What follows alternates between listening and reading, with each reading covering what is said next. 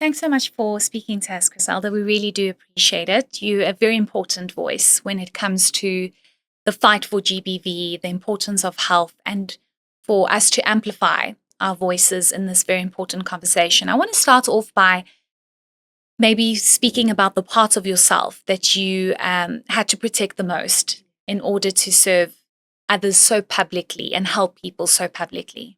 Thank you. Thank you very much for those kind words. I would start with saying my daughters. I tried everything in my power to just keep them out of what I go through because I knew that this is my course, it's my journey, but not theirs. And many years later, they're now adults. They're putting themselves out there. When you're a Kananda, you're a Kananda, you'll be out there. But I did try and protect them until adult age. Many people had not seen what Criselda's kids, some people don't even recognize that I'm a mom. To them, I'll always be just an activist. And so I, just to add on to that, I intentionally take time out for myself. I take time out to pour into me because oftentimes as you give so much of yourself, it's difficult to run empty. So I'm a spa girl. Whatever my budget is, I always make sure that there's time for a spa, there's time for time out. I love traveling. And when I put in an invoice for my speaking engagement, some people would frown upon that, but it goes on to Criselda's care. Let's speak about the different roles and lives, perhaps, that you've played all at once as a broadcaster, as a health advocate, as an entrepreneur, as a speaker. When you look back, what thread has connected all of them for you? I think being tested HIV positive for me was a defining factor because I've had to go back, heal parts of me as a little girl, um, change some of the narrative that I subscribed to based on what I went through. Testing HIV positive for me, I know that it may sound as a bit of a cliche, but it was a blessing in disguise because it forced me to build a relationship with God. It forced me to look at broken parts of me that as I was trying to understand what is happening to Criselda, and it led me to my why. And for me, that was just a God guide because I look at how I've been an activist, how I've been a conscious entrepreneur, a conscious server of humanity. I always joke about I asked God for 7 streams of income, and He gave me 6 streams of service and 1 income project. I asked for 7, didn't I? So in serving all those parts of me, I see a thread. It all goes back to Criselda being HIV positive. So you've obviously been very vocal about your experience and what's happened to you. And you didn't turn it into a tragedy. You turned it into something that many can relate to, many that maybe felt, I could never speak about this publicly. I mean, the stigma, what is everyone going to say? And I'm going to be completely ostracized from society. What has your experience been like on the ground, being an activist and advocating for those that are battling the same? Yeah.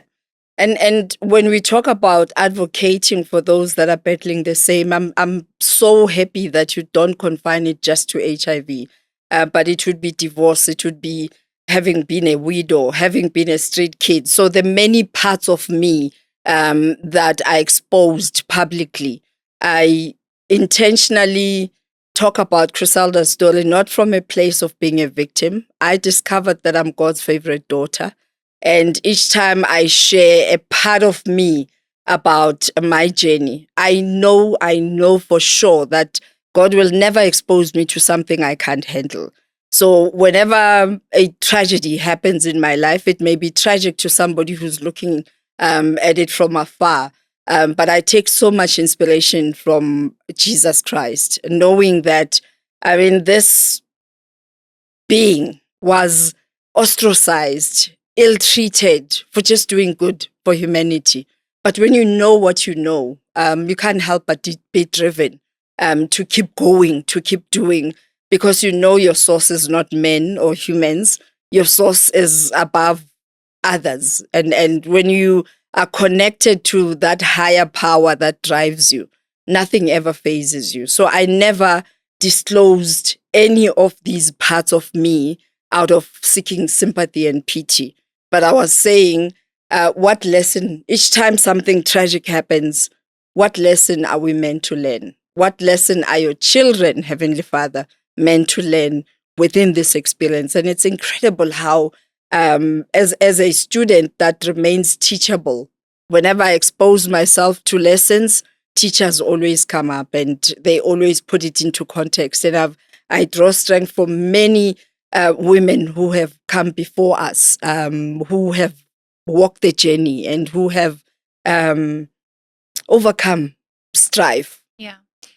I want to speak about how we live in a very messed up society, especially when it comes, and it's so difficult for me to speak about this because day in, day out, you see women being killed, murdered, they go missing. The worst happens to us. And you have been a voice of reason in many of these spaces. Has anything ever changed? Is it like worth still speaking about? Because I feel like we speak about this all the time. Yeah. It's like, what is actually being done? Because again, today, how many women are going to be raped? How many children are going to be raped and murdered? Mm-hmm.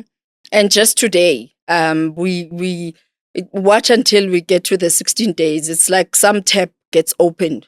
It's the International Women's Day when we put focus on women. It feels like some force just, unleashes all evil that is perpetrated towards women. And for me, one defining point is when we look at the recent documentary about Winnie Mandela. I look at that documentary, I can't help but feel like men are our enemies. What did we do to deserve this? And where are the men with voices? If we can't trust a figure like a Nelson Mandela with womanhood, because women gave birth to men. So I ask myself, what more do we need to give to be recognized as human beings, to be recognized as citizens who are worthy, who are deserving, who have rights, especially when we are entrusted with giving life? What would the world be without women? Humanity ends. So what did we do to be treated the way we are being treated? We call upon men to just take up their rightful space and be leaders and be anchors and be more inspirational, because really we don't deserve what's happening to women. And your question about, is it still worth it every day? I tried to run away from it and went into corporate. And the more things that are happening to women, to little girls, really forced me to come back and amplify my voice. And thank you for helping me amplify my voice, because we can't tire to speak up. Because one man who watches this series and hears a positive word that leads him to seeking help is one too many. And we appreciate the ones that will replicate the message and say, enough is enough. Do you think, though, you've been doing this for a very long time. And, a lot of people ask, has there been any significant change? It was declared, GBV was declared a national disaster last year. And everyone says that was just for show, because what has actually changed since it's been declared a national disaster? Do you think the needle has moved at all? Given your time in this space and having witnessed so much. But what did it take for it to be declared a national disaster? Did we have to be picketing in the streets? What happens to the families where there are men in those communities, in those households, who are watching this happen? Maybe it's time for us to change leadership and have women leading us, because they would move with compassion. Because it took so many of our daughters being murdered, being raped, and taking, I mean, each time I see a little girl carrying a placard saying, enough is enough, we too are human, I'm like, why are we still here? Why are we still here?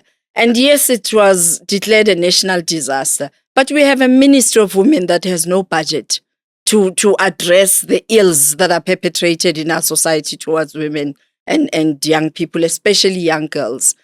We have a Ministry of Education that deems it okay for a little girl to come to school pregnant, because we've provided an enabling environment for all these ills to continue to be perpetuated, to continue stereotyping what a female body represents. What about the perception that this is just a criminal issue? And a lot of this comes from social issues, social ills that exist within our communities, within society, that perhaps that is not being addressed and is exacerbating the situation. For me, it's more than just a criminal issue, because each young man who turns out to be a rapist, who turns out to be a murderer, comes from a home. What sort of ingredients go into nurturing this young man?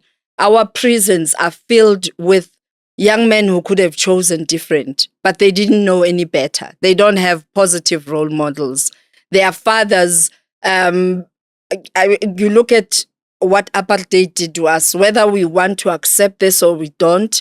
I was listening to a radio show yesterday and they were asking, if South Africa were a man or a woman, how would you describe her? And I'm like, this is a person who's dealing with a deep PTSD, post-trauma disorder, because we have extremes of everything.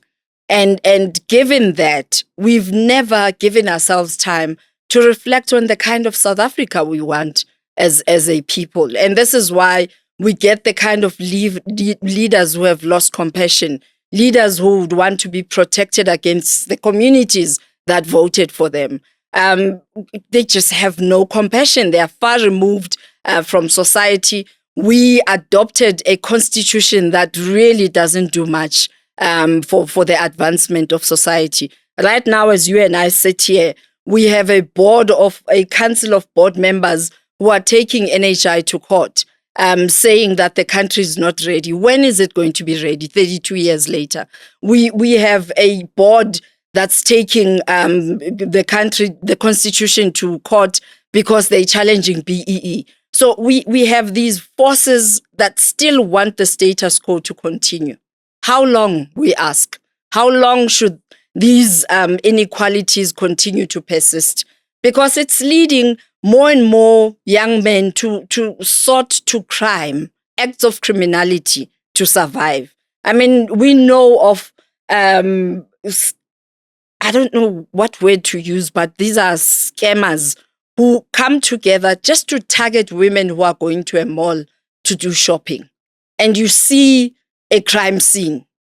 You see a target where you're going to propose love to this person and kill them if they don't give you money. What kind of thinking goes into that? And to me, I feel like we are scratching the surface when we just want people to be imprisoned. It's not enough. And prisons are not counseling service. Prisons are not social work. And we need to go back and look at the kind of men we have in our society, the kind of mothers we have in our society, because it is in the nurturing of that young man that they choose violence over being civil. And our prisons can't handle this. I want to speak about how important it is for awareness and when awareness should actually begin, not just with gender-based violence, but with all issues that we face, because it starts with awareness, doesn't it? Or it should. The confusion that we are creating, we're saying we're preparing girls to be mothers, nurturers. We buy them dolls and tea sets when they are little. And the young men will have a car, things that are masculine. And when they get into adulthood, it's equality. It's 50-50. So the nurturing is now merged with masculinity. And this man then becomes confused. What is this? Who is this? Because we came with 50-50. I am very comfortable in moving in my softness. I prefer men who recognize that I'm a queen and I need to be looked after. And yes, Beijing was good to place equality on equal work, equal pay. But that shouldn't mean that we should take away the need for women to be nurtured, the need for women to be cared for, because we're confusing the situation. We're saying to these men that you must look after women, but we then create a woman who's self-sufficient, who looks after herself. It's confusing. We need to pick our battles, pick the kind of awareness that we want to create. And the kind of awareness, if we're choosing to make more women level up to masculinity, then we must not expect men to then look after women. I balance this conversation because it's very easy for us in different spaces to target and attack men as if they are the problem when our families are the problem. All of us need to take responsibility in eradicating GBV. You speak about the treatment, right? And how it starts at a very young age. And you made a beautiful example about you buy the boys' cars and masculine toys and the girls,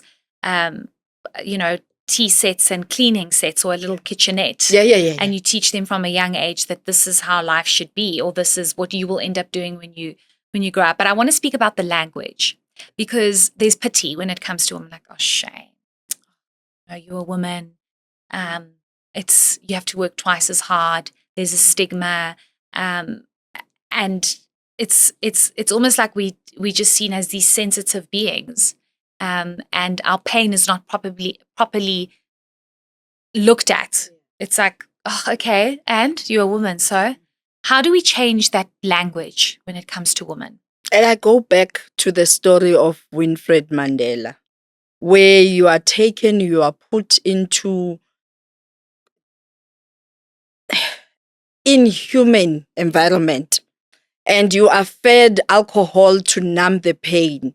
And you survive that. Whether you survived it still being human is a story for another day.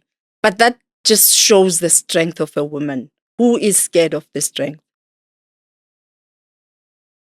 Clearly the men. Yeah. You said something earlier, and I thought to myself, you said, why are we treated this way, or why are women seen this way? But it's the fear of our power. Because they've seen it. Yes. They've seen this power. They've seen it in their homes. They've seen that maybe dad would be called, dad, this one is misbehaving. But when you ask any men who they are scared of, they'll tell you, my mom. They'll tell you, my mother. If my mother were to come into this space, I'm telling you, she would shift things right now. And I often ask that somebody was exposed to the power of women and tried to soften it and nullify it, as you say, that we exist in environments where it's shame or treated kind. Women are powerful beings. We're the only ones who don't understand that. It took a 1956 march when all women came together with no social media, and they changed our history. And imagine if women were to come together. Because right now what I'm seeing is women being divided deliberately so that we don't tap into our power. And if we were to be given an opportunity to tap into that power, allow ourselves to be taught how to tap into that power, things would shift. For now, they use us. We are in the majority in voting. Why do we still not have a female president? I'm so glad you touched on that, because I always say that women aren't kind to each other. No, they're not. We mean to each other. We meaner to each other than what men are towards us. And maybe your views on that. How do we change that narrative? And how do we fix this problem? Somebody coined it and said we are imbogodo, meaning we are rocks. Yeah. And then you wonder why anything and everything is thrown at us, because we expect it to be these hard things that have no feelings. And we need to just be mindful that when I use my social media platform, as I'm about to text, as I'm about to form an opinion, is it factual? Is it kind? Is it true? Just taking 2 seconds to reflect on what it is that you're about. Because these men are watching us, the way we treat each other. And they they just jump on the bandwagon. And this is why a man doesn't mind to have a relationship with Heidi and still see your friend as a potential side thing. But the woman is going to say yes.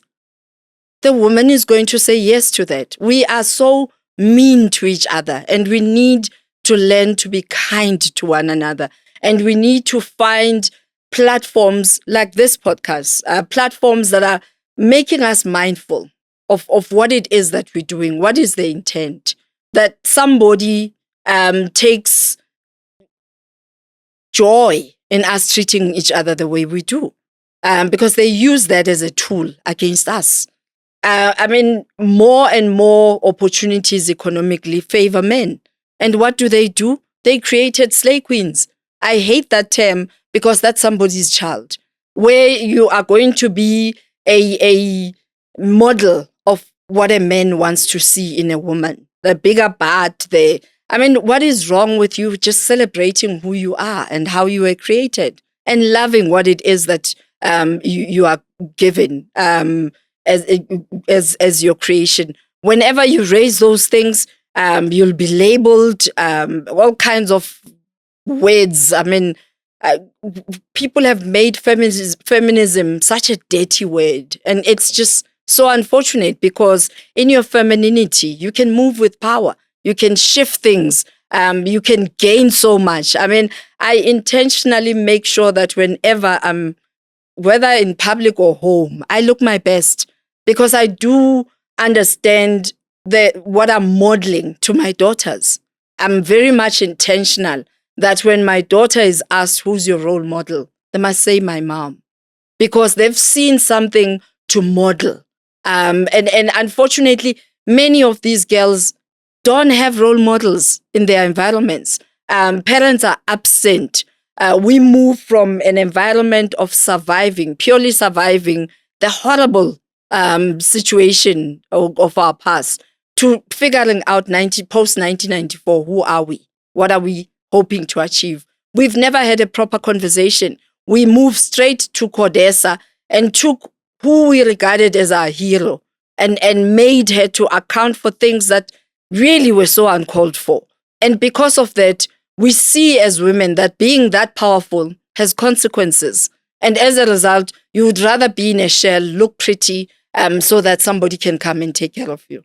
It's beyond tragic. I mean, how do we even begin to solve the problem, especially when there's so much, like, I don't want to use the word infighting, but infighting or this resentment towards other women. And I'm glad you mentioned the issue of slay queens because it's like, that's the standard. It is like, the if standard. If you don't have a BBL and you don't look a certain type of way, then do you really fit into these circles? And it's like, but that's not the standard. That should not be the standard. We're not doing this to appease other women. We're doing this to appease men. That they even pay for these procedures. And when you grow old and all these things start sagging because force of gravity will happen. You don't look the same anymore. They look for the next best thing that they can destroy. This is destruction of women's bodies. I mean, have you seen how these things turn out the older you get? When the muscles are not as firm anymore to hold these foreign bodies into your system. And I'm saying that we have a ministry that is dedicated to women that needs to conscientize what it means to be feminine and be beautiful in your femininity. Set beauty standards that are acceptable as human beings, not dolls and programmed things as being regarded as beauty. Let's go to an issue of how do we see, or how do you see real change, especially for the future? Because there are many issues. I'm very lucky to be alive. I endured something very tragic, and I'm lucky to be here. But I want to be a voice for those that aren't here. that didn't make it, Yeah. that did get raped, and that did get murdered. And it's a very difficult conversation, but it's how do we actually help and bring about the real change that we need? This is a start. This is a start. You're doing something incredible, giving a voice for the voiceless. Somebody is going to watch this, listen to this, and ask themselves, what am I doing? What am I doing? Am I the mother who hides the perpetrator, who has violently raped somebody's child? Am I a lawyer who goes and stands as what do they call them when they're protecting the perpetrator? Why can't we have people who will say, this is too tragic for our society, that I, as a lawyer, I refuse to take a case of a person who's raped or murdered a woman? Because when we pronounce it and that boldly, people will begin to see the need to change this. And when they are in prison, men in that prison who will say, you raped?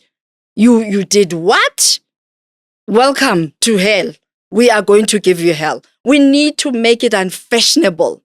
We need to make it very difficult for perpetrators to exist anywhere in our communities. Parents need to stop protecting perpetrators. Don't even get legal representation for them. How we nurture our children, how we raise our boys. The story about these girls take a girl child to work was way ahead before we introduced take a boy child to work, because we're not modeling the type of men that we want to see in future. These young boys were seeing role models as these perpetrators were continuously doing atrocious things to women and seeing them as role models. And this is why you would have a man who claims to love you, beat you up and say, I do it because I love you. I mean, what led to my divorce was when I asked, I knew that man loved me. I knew it. I still know it to date. But when I asked him, why did you hit me? He said, I don't know. And you know, the more I internalize this, what if indeed he doesn't know? Because the role model that he looks up to is a person who takes a shambok when he speaks to women. This is what is modeled where he comes from. So we need to not point fingers, to not move from a place of who's wrong and who's right, not move from a place of hurt, because all of us come into this space trying to fix this, but with a voice that points a finger.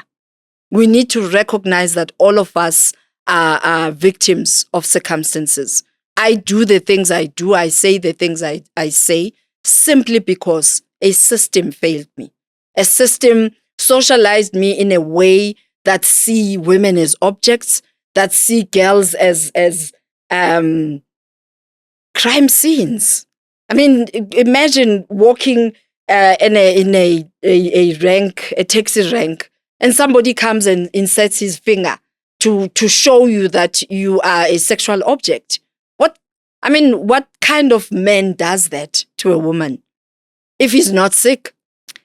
That's why I say it's so deep rooted and it's painful. So we need voices of men. I think we've spoken as women for far too long. We need voices of men who are going to stand up, recognize that I have a daughter as a man, and enough. And in the enough, we must see them with their actions. Because it's all good and well to say enough in public and you go and beat up women. We have one famous actor who was very vocal on GBV issues, but still beating up his woman. Still going on stage and charging people to speak at GBV events, goes home and ill-treats his woman, ill-treats his daughters. So we need to not only speak this, we need to act it. We need to intentionally want this to end. Because I ask you, men, if this is my camera, Heidi, men, women have done nothing wrong to you. We are your allies. We want to raise your sons. We want to raise your daughters. But we need you to help us. We need you to help us. Because unfortunately, we go even in the workplace. The treatment that is given to our daughters in the workplace. I mean, there's sex for positions. To even coin it, have a name for it. No, man. Yeah. It's a lot. It's too much. It really, really is too much. And we're saying here and no more. Partner with us. Let's fix this because we can. And we've run out of tears. I was so sure that when I have this conversation with you, I'm going to have so many teary moments. But tears at a point dry out because we are tired. We don't have energy anymore to fight. We are tired of fighting. We want partners that are going to come out and say, when I raped, this is what I felt. It's not as sexy. It doesn't define your masculinity. This is how I felt, and feeling like rubbish like this, that's exactly how you're going to feel. Yeah. We want these voices to come out because, even how they socialized in schools. Once you've knocked it, you earn brownie points from schools. When you have slept with a woman you are not supposed to sleep with, your friends must ostracize you. We must speak up against violence of any form towards women. And it normally starts very young. Oh, yeah. Just lastly, I want to speak about the kind of leadership you think South Africa is still missing, especially when it comes to the fight against gender-based violence, because I ask this all the time. Like, how many more people must die? Yeah. Women? How many more children? Like, how many more? Like, it's so, I know you said your tears have dried up, but mine haven't, because it's so traumatic. I mean, being a journalist and covering this every day, it's like, I wake up in the morning, I'm like, it's a lot. How many more? Not again. Like, why? Yeah. Why? Is it a leadership problem? What kind of leadership do we need? And leadership not only in politics, but leadership in our homes. For me, I feel like the disconnect is in our homes. That's where it all starts, because when you then become a leader, which home do you come from? Why do you make the kind of decisions you make? What went into nurturing you to become the person that you are? There's a very fun media thing that went out and people were laughing, and I'm like, this is scary. A 6-year-old is asking Dad, do I get pregnant when I'm 6 when having sex? And the father casually says no. And the girl says, I told you, let's go back and do it again. And they find that funny. They find that funny. They find that as content that must go onto media platforms. And for me, it just goes to content creators. Be mindful of what you are creating. It goes to production houses. We unfortunately killed a broadcaster that is supposed to be empowering citizens, and we commercialized it. So where do people learn? Where do people learn behavior patterns, if not on these gadgets that they have? And we have no medium that balances the output, because you must remember that people's opinions are formed by what they are exposed to on a daily basis. So we must be intentional. I mean, you took your pain, turned it into purpose. And this is why we're having this conversation. And why does it take a pain that was perpetrated towards a Heidi for us to begin to speak the reality of what we're going through as our communities? Why does it take a man who decides that I'm going to infect Criselda with HIV for us to find her purpose? And these things, each and every individual must make a conscious decision. And talking to leadership, when you know that you haven't earned that position, you don't belong in that position, do us a favor and vacate. Quit, because you do more harm than good. You do more harm than good. We have people who have signed for illegal immigrants to be in the country. We have people who have signed, and when I say illegal, that's not xenophobic, because people who are illegal, it's very difficult to trace them when crimes are perpetrated. We have leaders who have allowed this Zamazama situation where women are raped on a daily basis. The minute they see you speaking to a journalist, they're coming for you. People can't speak about their pain. And the people who are making these decisions are living in gated communities, very much protected. What about the communities who on a daily basis are living with this? Something has to shift. And it begins with us removing all these blue lights, removing all these packs. Get people who are in leadership positions to come and live with us and experience what we experience on a daily basis on the ground. Because when we experience these things, the urgency and the speed at which we correct all these ills will be there, will be felt. Because right now, it's just a by the way. Because when we are stuck in traffic, somebody comes with blue lights and be given a way to pass. Why should it be that way? And you can't tell me that, it's the urgency of moving from one meeting to another. You have a chief of staff, they have so many resources to make sure that the diary is managed properly, that there's no urgency on the road. We need to take away this book, that is the rule book, that it gives people privileges and powers that they have not earned. When you know you do not belong in a ministry that's supposed to serve. I mean, how many times have we been talking about the challenges that students are experiencing on NSFAS? What more must it take? Why do our kids have to fight things that were fought in 1976? I worry, you have no idea. I spend sleepless nights about what it is that we're handing over to the next generation. If I worry about what my grandchildren are going to inherit. We're going to be that generation that came and messed it all up. It was coming all right. And right now, you need to ask yourself the many questions that who stands to benefit in us having this messed up home affairs. The people who employ these undocumented individuals to continue to perpetuate crime. Because they don't want to pay a living wage. How else are we supposed to redress the imbalances of our past if we're not moving together? And I go back again, draw parallels to what Mam Winnie Mandela went through. That when you watch a documentary like that, people who are who think like that, people who are that evil, still live. They reside amongst us. And we've never seen them taking accountability. Yeah. And that's why I always say it's we've not healed. As much as we've progressed as a country, we have not healed. Post-trauma disorder. Big time. And it's playing out in all forms. Yeah. And everything else that's happening out there is exaggerated because that's how hurt we are. We need to go back to the drawing board. We're forming something called the Heart of the Community, where we're urging South Africans to begin. First, we're taking the Constitution to court. I'm not sure whether we're taking Parliament or the constitutional document. Should be Parliament, right? We're taking Parliament to court to talk about these GNU formations.